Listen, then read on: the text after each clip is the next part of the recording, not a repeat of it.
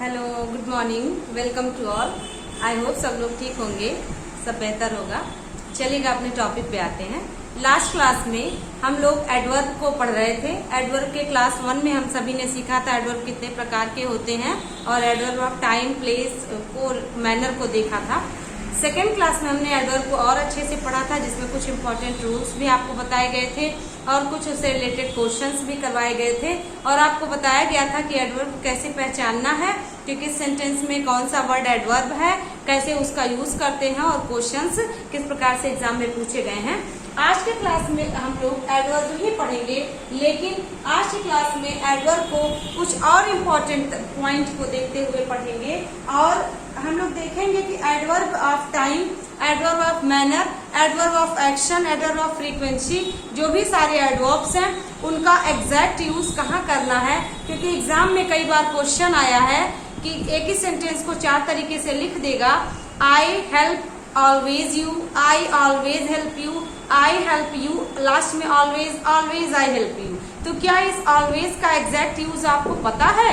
यदि पता है तो बहुत अच्छी बात है, नहीं पता है तो आपको पता होना चाहिए कि एडवर्ब ऑफ फ्रीक्वेंसी में ऑलवेज रखा जाता है, ऑफन रखा जाता है। तो इसका एग्जैक्ट यूज कहाँ करना है सेंटेंस में, सिर्फ हमेशा के मीनिंग में ऑलवेज को कहीं भी नहीं रख सकते। इसी प्रकार से एडवर्ब ऑफ टाइम है, उसको यदि टुडे है तो आई help you today, I help today, I help you, I help today you. तो इस टुडे का यूज कहाँ करना है, टुडे कौन सा एडवर्ब है और सेंटेंस में 4 ऑप्शंस दिए होंगे और आपको बताना पड़ेगा कि इस टुडे का यूज एग्जैक्टली कहाँ करना है और सेंटेंस में जहां पर इसका सुटेबल यूज किया जाएगा वही सेंटेंस हमारा करेक्ट होगा। तो कहने का मतलब यह है कि कई सारे सेंटेंसेस एग्जाम में एडवर्ब से रिलेटेड ऐसे आ जाते हैं कि एग्जैक्ट यूज बताइए adverb of time, place, action, frequency, manner का, तो आपको उसको सीखना होगा। तो चलिएगा आज के इम्पोर्टेंट रूल्स में पहला है हम लोगों का adverb of time. Adverb of time में हमने बहुत सारा पढ़ा था, yesterday, ago, before, since, now, then, today, tomorrow, eventually, lately, बहुत सारे एडवर्ब्स पढ़े थे। तो एडवर्ब ऑफ टाइम का यूज कहाँ किया जाता है, उसमें कौन कौन से आते हैं? Afterwards, lately, eventually, recently, now, yet, still, soon, then और टुमारो। ऐसे बहुत सारे एडवर्ब्स हैं जो एडवर्ब ऑफ टाइम में गिने जाते हैं। तो कह रहा है का प्रयोग वाक्य के प्रारंभ में या वाक्य के अंत में किया जाता है। तो अब आपको मालूम हो गया होगा कि एडवर्ब ऑफ टाइम का प्रयोग हमेशा या तो सेंटेंस के स्टार्टिंग में या तो सेंटेंस के एंडिंग में ही किया जा सकता है। एग्जाम्पल है he is working now. He is working now में नाउ कौन सा एडवर्ब है, जो एडवर्ब ऑफ टाइम है और नाउ का एग्जैक्ट यूज या तो लास्ट में किया जाएगा या तो now he is working, now के बाद एक छोटा सा पॉज लेंगे जिसको कॉमा से डिनोट कर देंगे।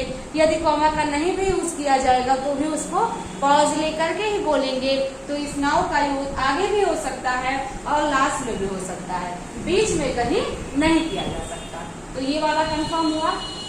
अगला एग्जाम्पल है tomorrow you will be punished. You will be punished tomorrow, tomorrow you will be punished.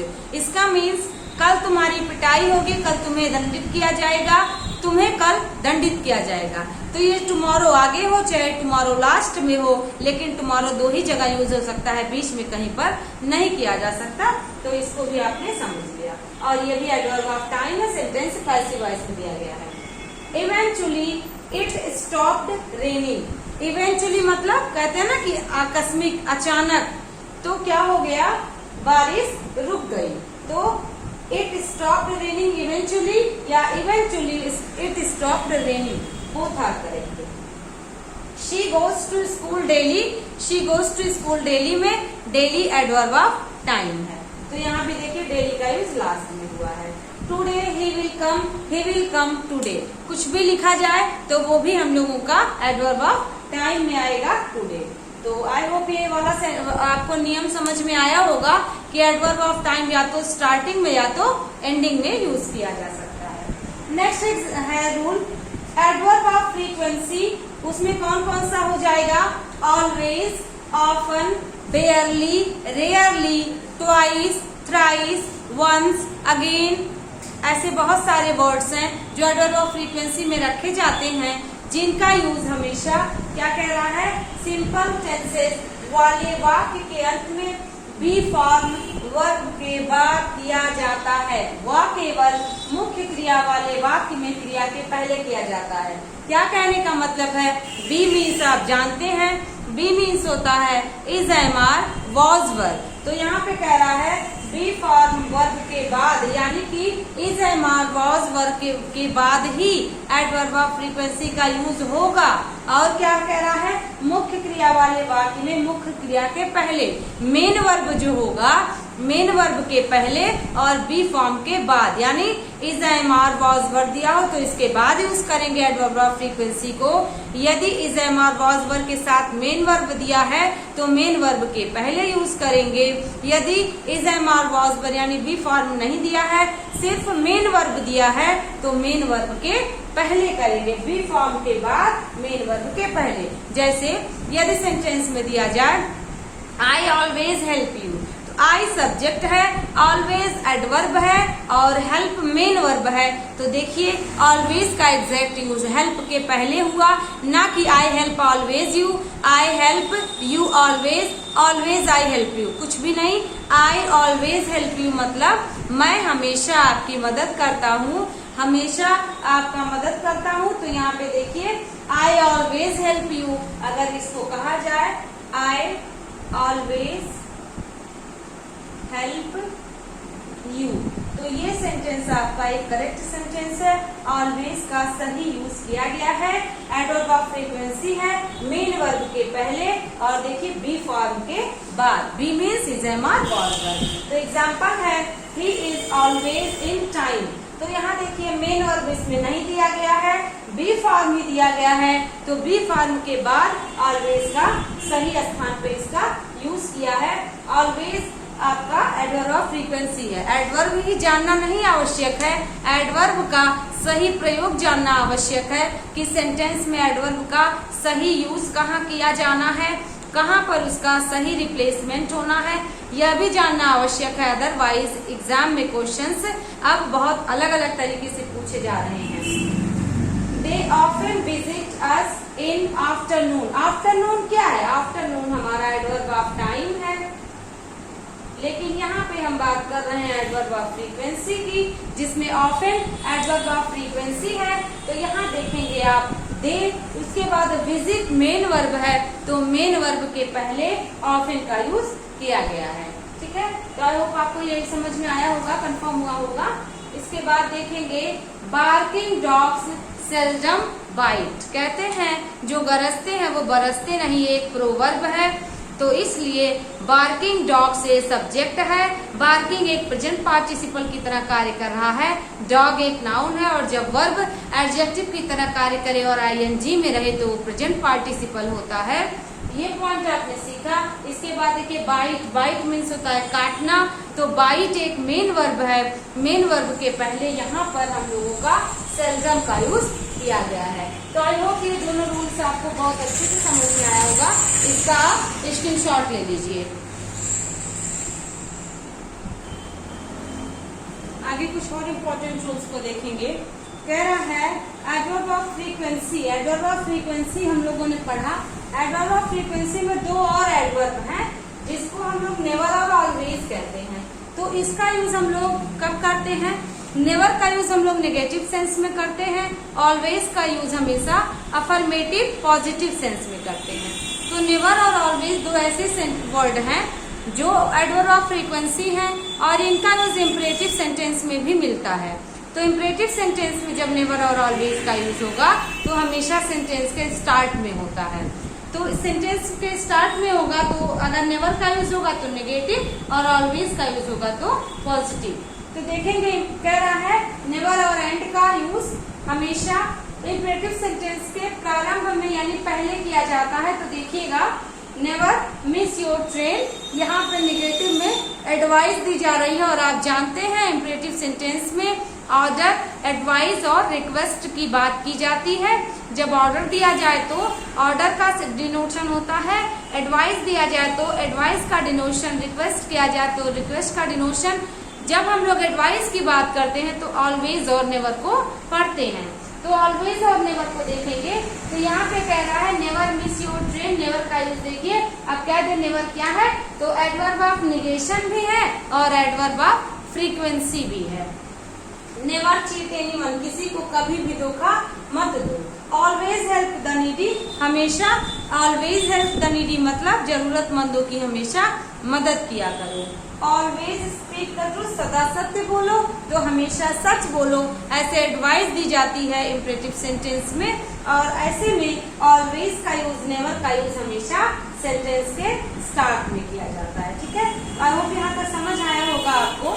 Adverb of degree पर आते हैं। तो जैसा कि हमने आपको जब एक बार एडजेक्टिव पढ़ाया था तो हमने बताया था कि एडवर्ब एडजेक्टिव में और एडवर्ब में TOO का यूज किया जाता है। उसको removal of the two topic में भी आपने पढ़ा होगा।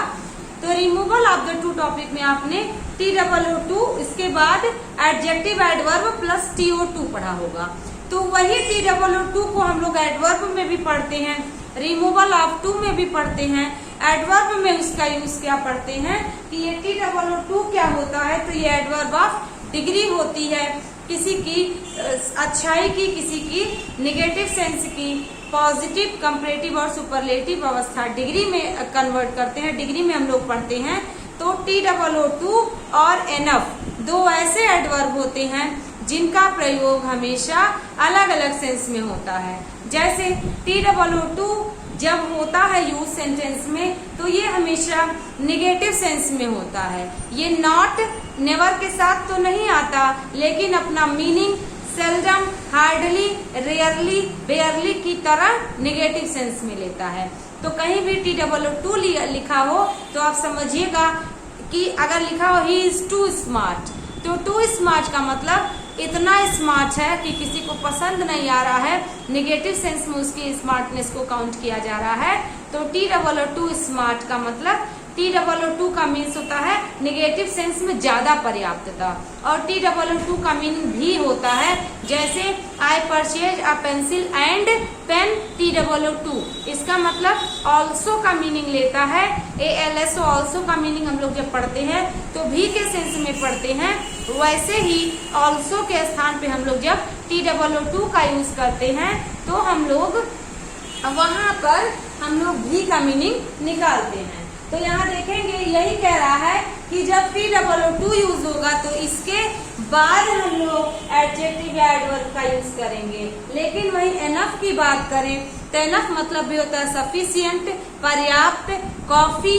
ऐसा बोलते हैं ना कि काफी स्मार्ट है, काफी खुश है, काफी थका हुआ है, ऐसे के सेंस में जब काफी का मीनिंग लेते हैं, सफिशिएंट का यानी पर्याप्तता की मात्रा की बात करते हैं, तो एडवर्ब ऑफ डिग्री में एनफ का यूज किया जाता है।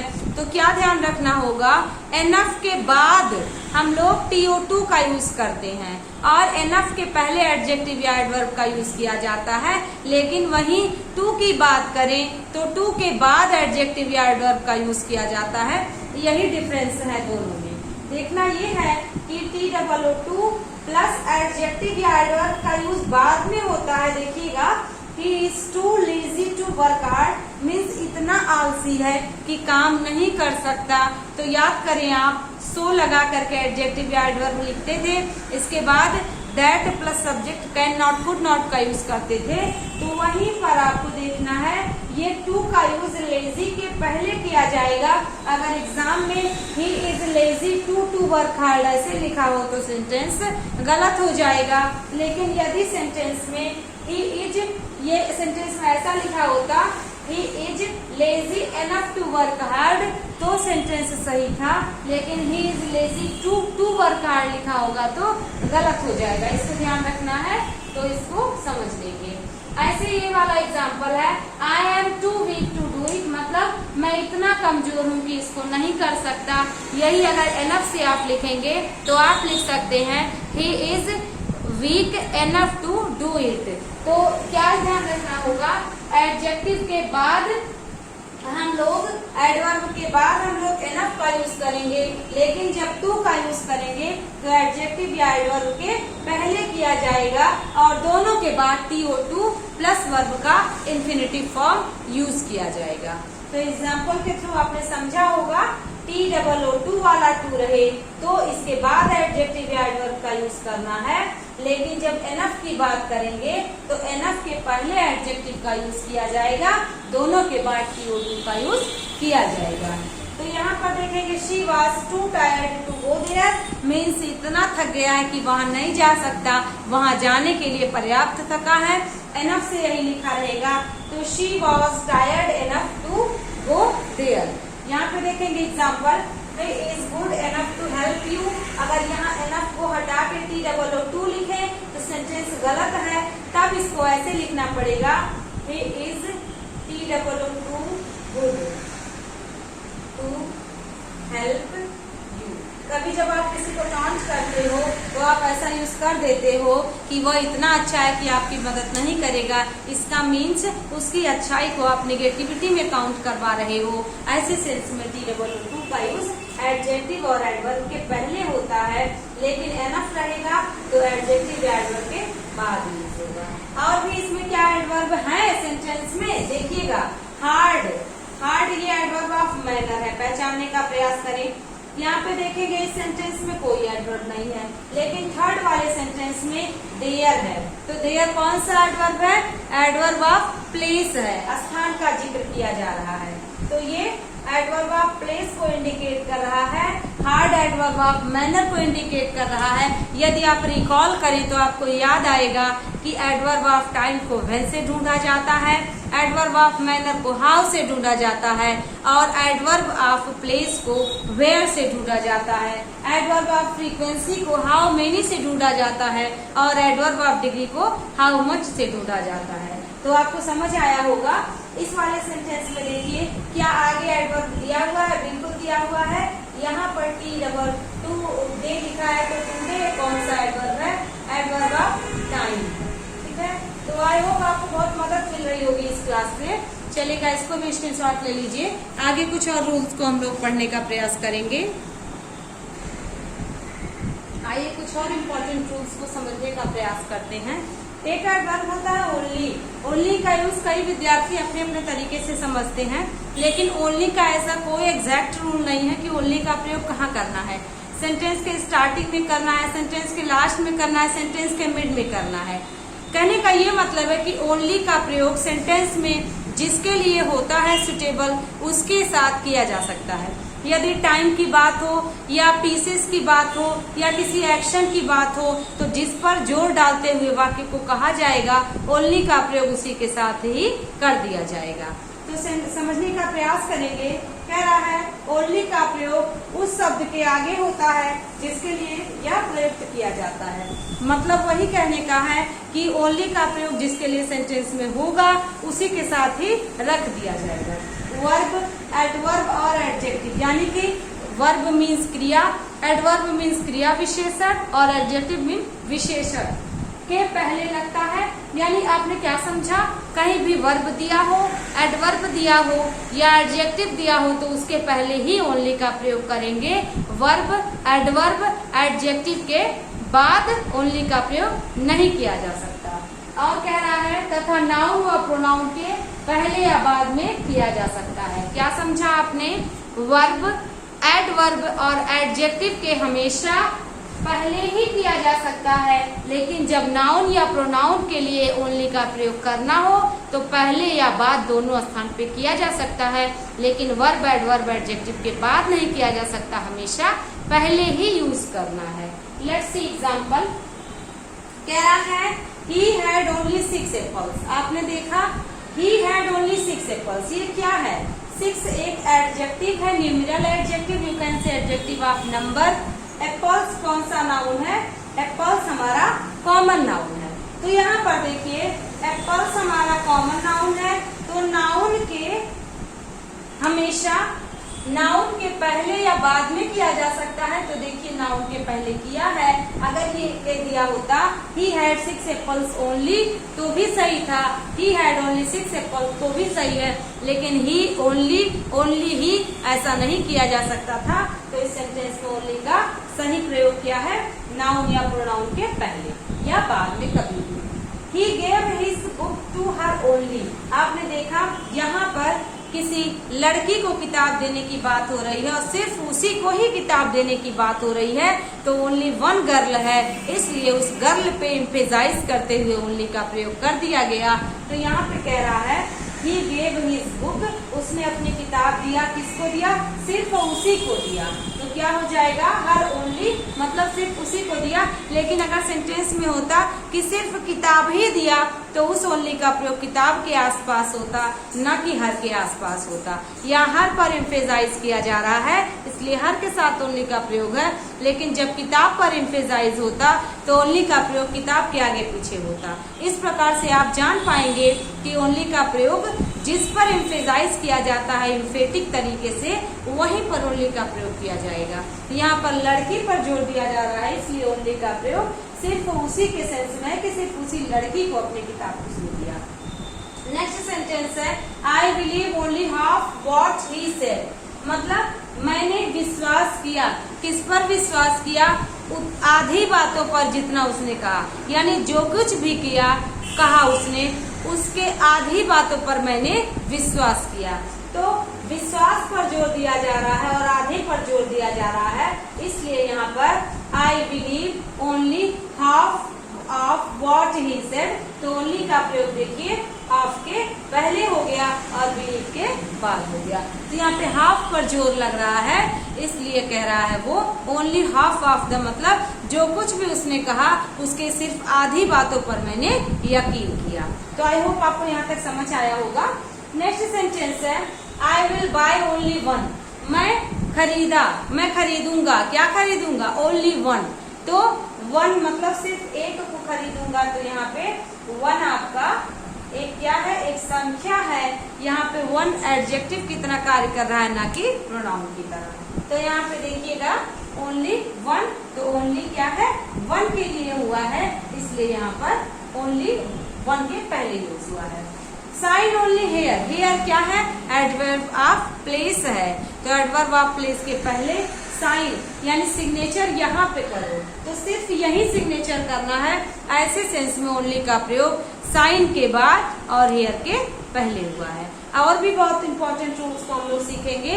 अब हम लोग जानेंगे, इसको स्क्रीनशॉट ले लीजिए, कि कैसे हम लोग एक ही सेंटेंस में अगर एक से अधिक एडवर्ब हो तो क्या हम लोग यूज करेंगे। Adverb of manner, adverb of time, adverb of place आ जाए अगर सेंटेंस में, तो उसको हम लोग कैसे यूज करेंगे। एडवर्ब ऑफ टाइम पहले रखा जाए, एडवर्ब ऑफ मैनर पहले रखा जाए, एडवर्ब ऑफ फ्रीक्वेंसी पहले रखा जाए, एडवर्ब ऑफ डिग्री आगे रखा जाए, तो उसका एक रूल चलता है फिक्स। जिस प्रकार से एक प्रोनाउन में 231 और 123 का रूल चलता है, सेम पैटर्न पे adverb of manner, adverb of place, adverb of time की बात की जाए तो प्लेस, मैनर और टाइम को हम लोग फिक्स रूल में रखते हैं। पहले आप इसका स्क्रीनशॉट लीजिए, उसके बाद हम लोग इसको भी करते हैं।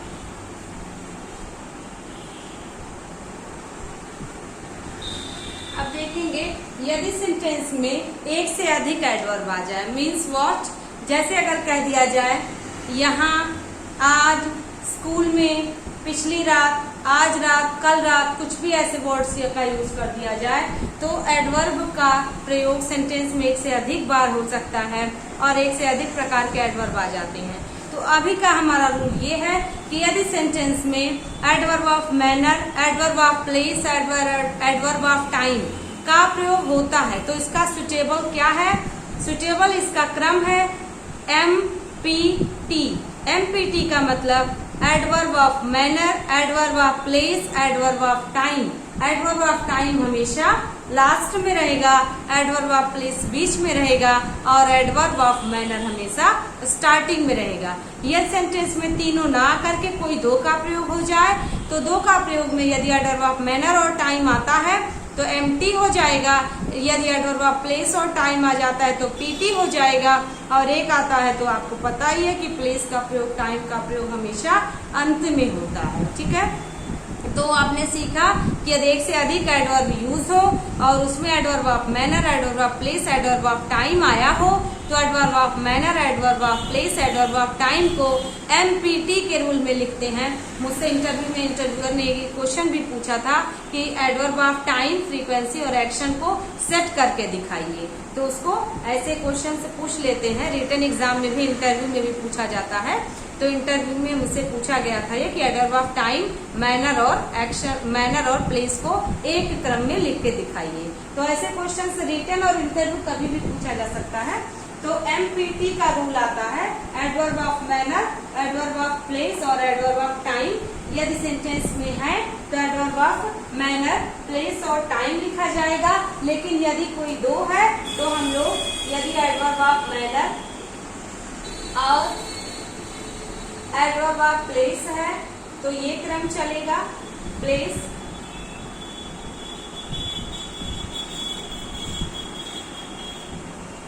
लेकिन यदि एडवर्ब ऑफ प्लेस और टाइम है तो हम लोग चलाएंगे एडवर्ब ऑफ प्लेस और एडवर्ब ऑफ टाइम को। लेकिन यदि प्लेस नहीं है, एडवर्ब ऑफ मैनर और टाइम है तो एम्प्टी चलेगा। देखेंगे एम्प्टी मतलब एडवर्ब ऑफ मैनर और टाइम, एमपी का मतलब एडवर्ब ऑफ मैनर और एडवर्ब ऑफ प्लेस, पीटी का मतलब एडवर्ब ऑफ प्लेस और adverb of time. MT, PT, MP और एमपीटी तीनों का प्रयोग किया जा सकता है। जरूरी नहीं है कि क्वेश्चन में हमेशा तीनों एडवर्ब दे, कोई दो देगा तो भी आपको फॉलो करना पड़ेगा अपने इसी क्रम को। आप क्रम को चेंज नहीं कर सकते। तो सीख लिया होगा, एग्जाम्पल के थ्रू देखने का प्रयास करेंगे। राधा डांस्ड ब्यूटीफुली, तो ब्यूटीफुली क्या है? ब्यूटीफुली एडवर्ब ऑफ मैनर है। आपने कैसे पहचाना? आपको बताया गया था कि यदि आप हाउ का यूज करेंगे तो हाउ के यूज से आपको आंसर मिल जाएगा एडवर्ब ऑफ मैनर का। तो आपको आंसर मिल गया। कैसे डांस किया? बहुत अच्छे से डांस किया, तो ब्यूटीफुली आंसर मिल गया। फिर सेंटेंस में है लास्ट नाइट। लास्ट नाइट क्या है? एडवर्ब ऑफ क्या है? लास्ट, लास्ट टाइम है। तो एडवर्ब ऑफ टाइम है लास्ट। कैसे? आपने सीखा व्हेन का यूज किया। राधा ने ब्यूटीफुली डांस कब किया? लास्ट नाइट किया। कहाँ किया? एडवर्ब ऑफ प्लेस ढूंढने का प्रयास करेंगे तो इन एडवर्ब ऑफ प्लेस है, विद्यालय में किया, स्कूल में किया।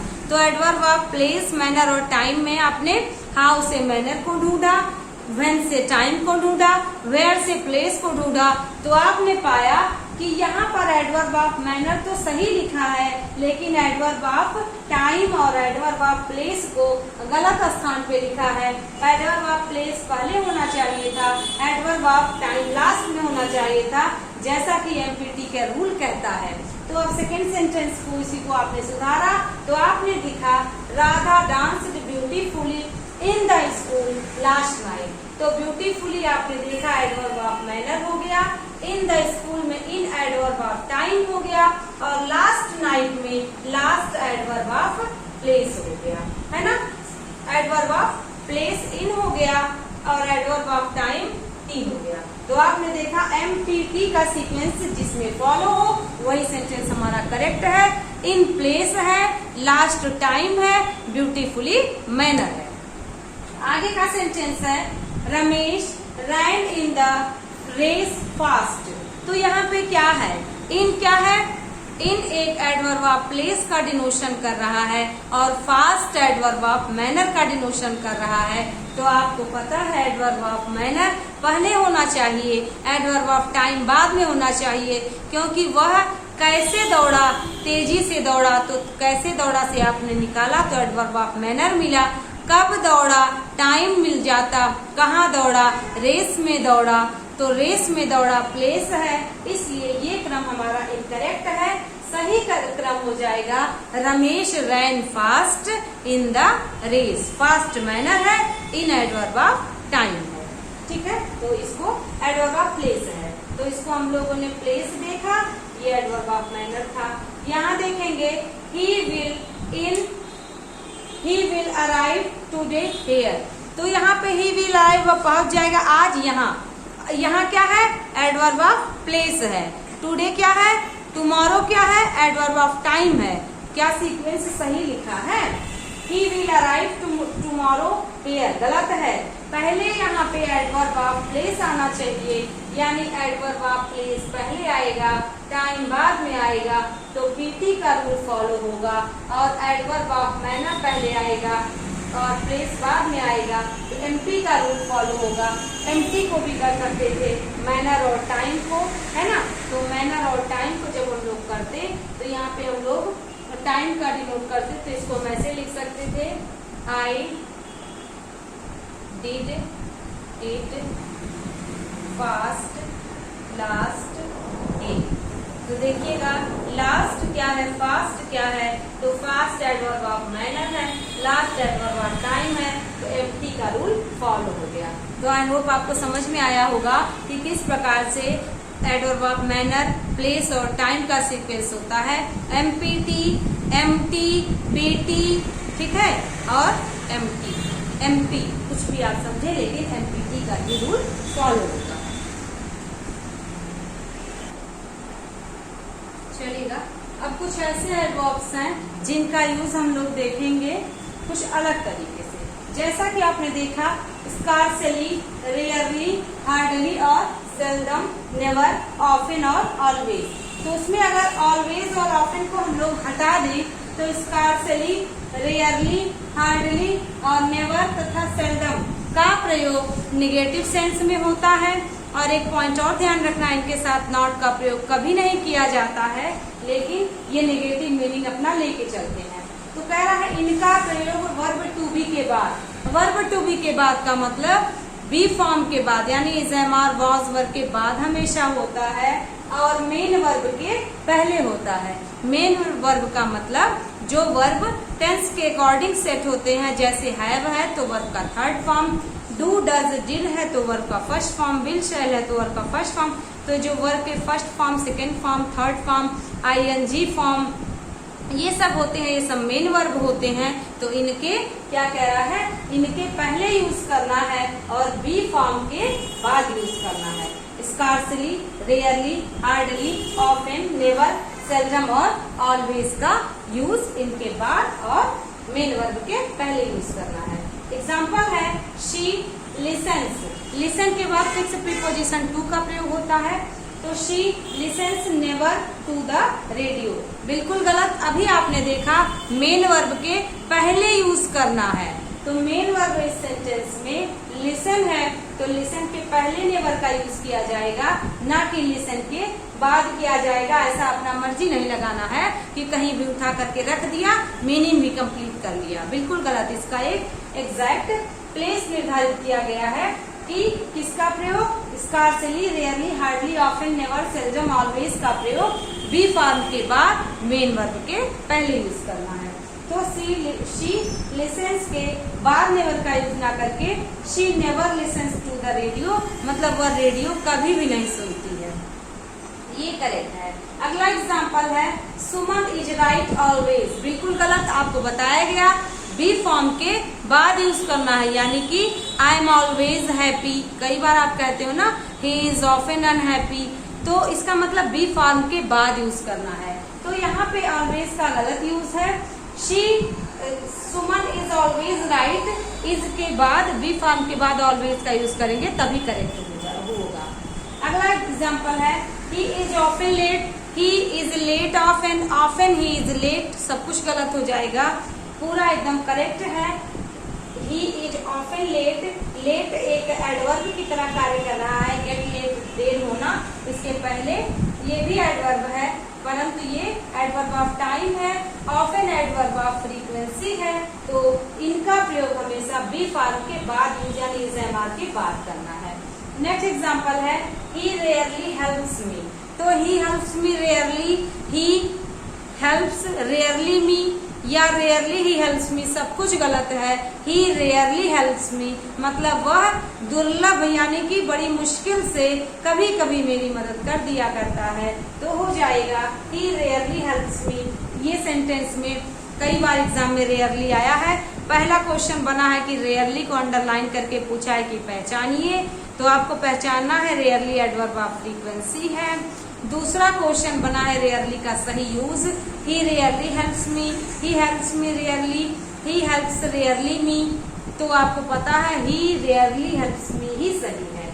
नेक्स्ट एग्जांपल है I often visit you in the evening. आपने स्टार्टिंग में भी ऑफन का यूज सीखा, सब्जेक्ट के बाद मेन वर्ब के पहले इसका यूज करना है, ठीक है।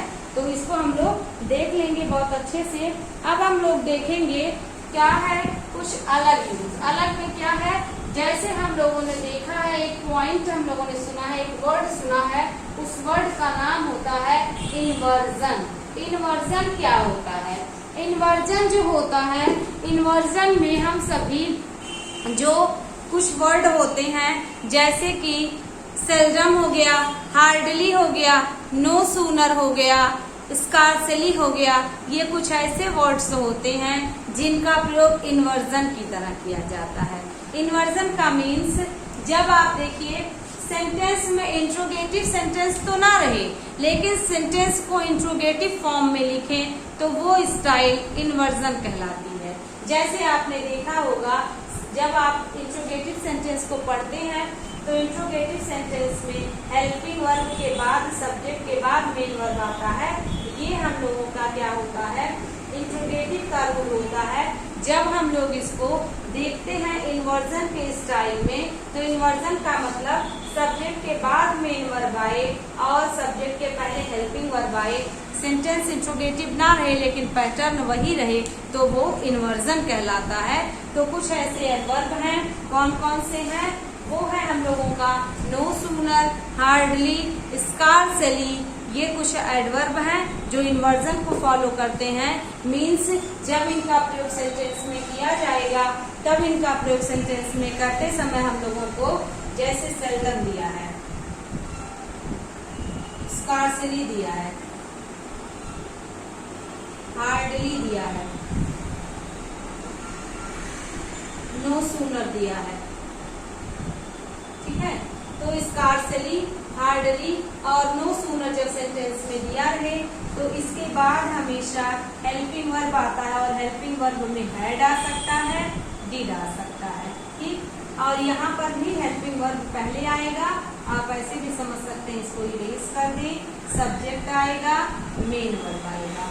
तो ये स्टाइल इन्वर्जन कहलाती है। यहाँ पर भी हेल्पिंग वर्ब पहले आएगा, सब्जेक्ट आएगा, फिर मेन वर्ब आएगा। और देखेंगे इन दोनों के बाद आगे जाएंगे तो व्हेन लगेगा, लेकिन नो सूनर के बाद आगे देन लगता है। तो ये पॉइंट भी इम्पोर्टेंट है आपके लिए। सेल्डम हो तो नेवर लगता है, ठीक है। और नन बट हो, नन हो तो नथिंग हो, एवरीथिंग हो, इनके साथ हमेशा बट का प्रयोग होता है। तो कुछ अलग अलग पॉइंट्स भी हैं अलग अलग टॉपिक्स के, वो भी इसी में आप इंक्लूड करके पढ़ लेंगे तो एक साथ कई चीजें जानने को मिलेगा। ध्यान रहे स्कार्सली और हार्डली का प्रयोग, नो सूनर का प्रयोग नेगेटिव सेंस में होता है। इसके साथ आगे जाएंगे तो व्हेन का यूज करेंगे, व्हेन के बाद एक क्लॉज हो जाएगा और इसका प्रयोग नो सूनर हो तो भी इसका यही स्टाइल होता है, इसके साथ देन यूज करेंगे। एग्जाम्पल देख सकते हैं, scarcely had I done it when you came। आप देख पा रहे हैं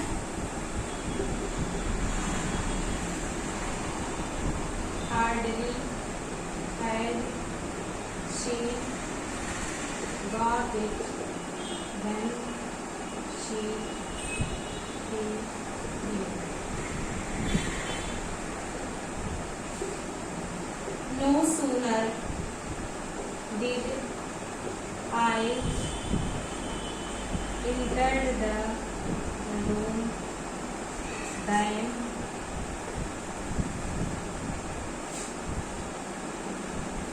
a cat jumped at once। आप देख पा रहे हैं ये स्टाइल इन्वर्जन कहलाती है।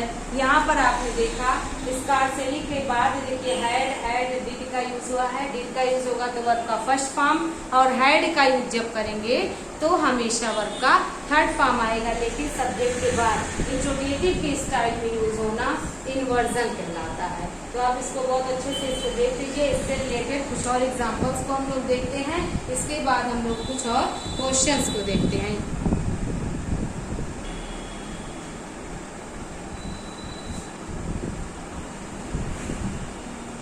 कुछ क्वेश्चंस है, उस क्वेश्चंस को देखेंगे, एग्जाम में प्रीवियस ईयर्स में आए हुए हैं। फर्स्ट क्वेश्चन है, it is raining dash do not go out. कह रहा है बारिश हो रही है, डोंट गो आउट को डू नॉट गो आउट लिखा है, तो डोंट गो आउट मतलब बाहर मत जाओ। According to option heavily, fast, soundly, soundly लिखा है DLY, साउंडली मतलब आप जानते हो स्लीप साउंडली, स्ट्रॉन्गली। ठीक, अब आप देखिए इट इज रेनिंग, रेनिंग के साथ कौन सा एडवर्ब सुटेबल है? ऑप्शन है हैविली, फास्ट, साउंडली और स्ट्रॉन्गली।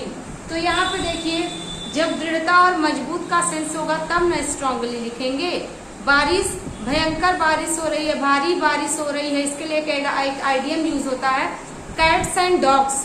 कैट्स एंड डॉग्स मतलब होता है रेनिंग हैविली मतलब भारी बारिश होना, लगातार बारिश होना, यू कैन से मूसलाधार वर्षा होना, तो ऐसे में हैविली का यूज होता है।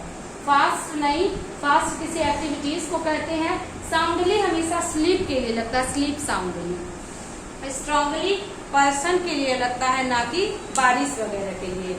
घनघोर वर्षा, मूसलाधार वर्षा, कुछ भी आप समझे, इंग्लिश में हैविली वर्ड ही सुटेबल है।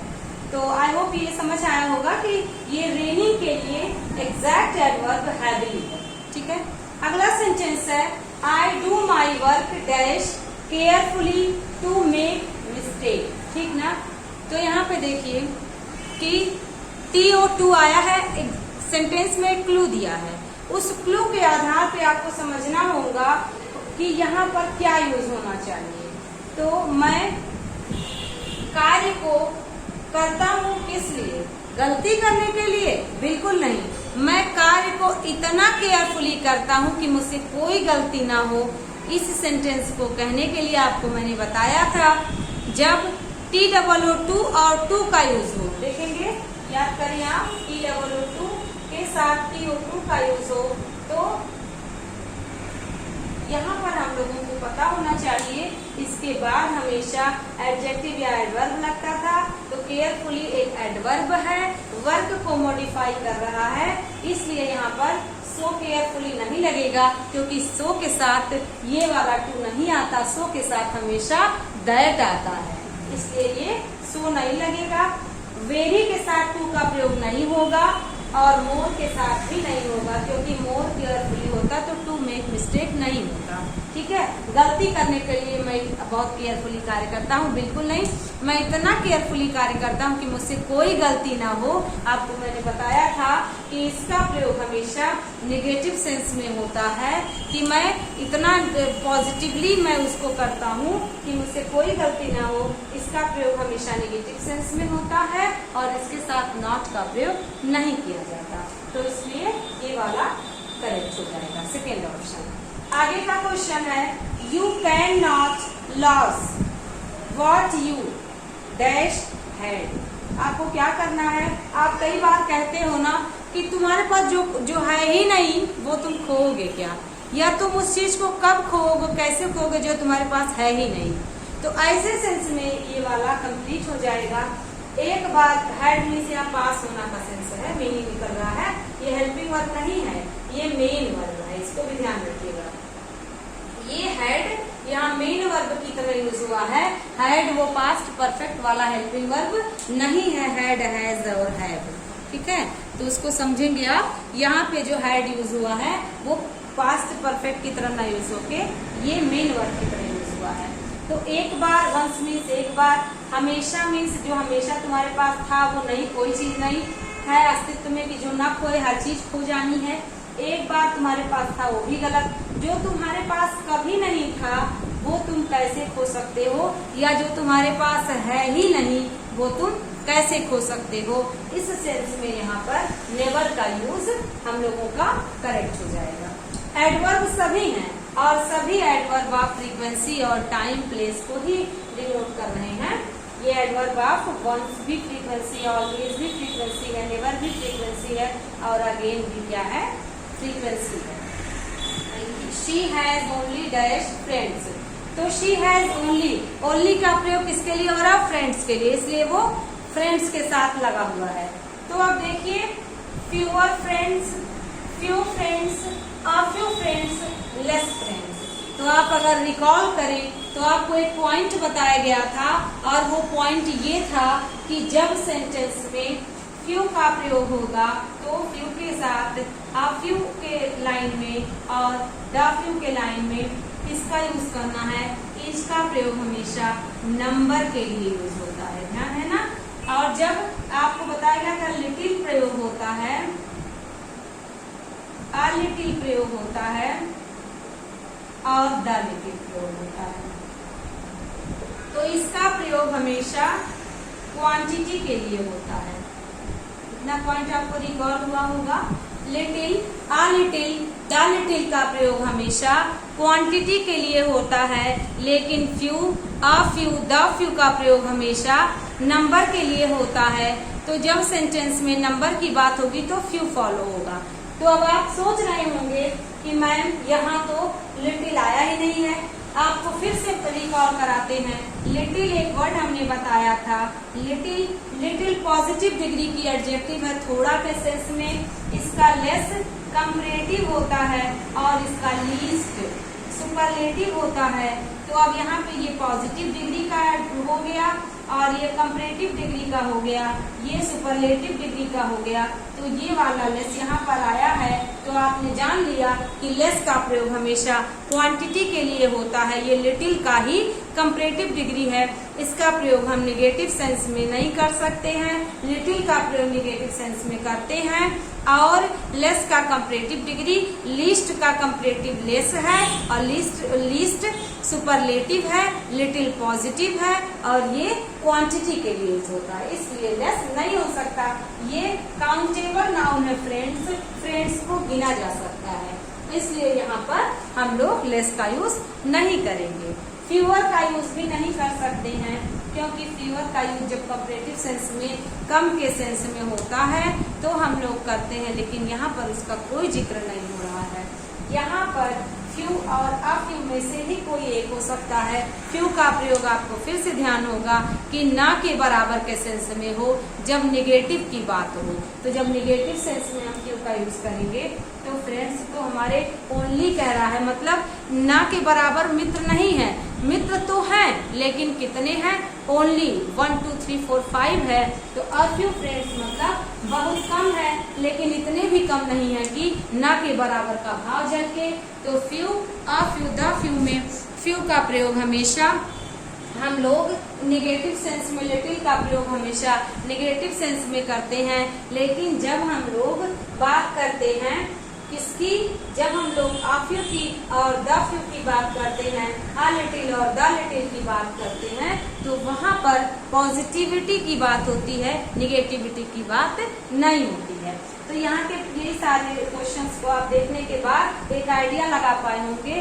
रेन की बात हो तो हैवली यूज होता है, और जब भी carefully word, happily word, immediately word, frankly word, clearly word, कुछ ऐसा truly word, undoubtedly word, eventually word, gradually word, मतलब अंत में एलवाई लगा हो तो वो हमेशा adverb of manner, frequency, time को यूज करता है। तो यहाँ पर TOO है तो टू यूज होगा। यहाँ पर एनफ अगर होता तो यही सेंटेंस इस तरीके से हम लोग लिख सकते थे, आई do my work carefully enough to make mistakes। ठीक है, ये सेंटेंस करेक्ट है। आपको बताया गया था कि जब TOO होगा तो इसके बाद एडजेक्टिव या एडवर्ब आएगा, ठीक, और टू आएगा। लेकिन जब एनफ की बात होगी तो एडजेक्टिव या एडवर्ब पहले ही रह जाएगा। पहले आ जाएगा एडजेक्टिव या एडवर्ब और इसके बाद इनफ का यूज होगा, ठीक है। फिर तुरंत इसके बाद टू का प्रयोग हो जाएगा। तो आपने सीखा कि कितने इम्पोर्टेंट पॉइंट्स आपको बताए गए और आपने उन सारे इम्पोर्टेंट पॉइंट्स को एनालाइज किया। एनालाइज करने के बाद आपको एक आइडिया मिल पाया, तो आपने जान लिया। चलेगा, कुछ एरर डिजेक्शन के क्वेश्चंस को देखते हैं। एरर डिजेक्शन के क्वेश्चंस में एडवर्ब से रिलेटेड क्वेश्चंस कैसे आते हैं उसको जानेंगे। सबसे पहली बात तो एडवर्ब में एलवाई लगा होगा, उसको पकड़ेंगे। और एडवर्ब का प्रयोग हमेशा वर्ब के आसपास होगा, क्योंकि एडवर्ब वर्ब को मॉडिफाई करता है। एडवर्ब का प्रयोग एडवर्ब के पास होगा, एडवर्ब एडवर्ब को मॉडिफाई करता है। एडवर्ब का यूज हमेशा एडजेक्टिव के पास होगा, एडजेक्टिव एडवर्ब एडजेक्टिव को मॉडिफाई करता है। और एक क्वेश्चन एग्जाम में आया था, जैसे सेंटेंस है I am the most beautiful girl, ठीक। अब मोस्ट को अंडरलाइन करके ऑप्शन आपको मिल रहा है एडजेक्टिव, एडवर्ब, वर्ब,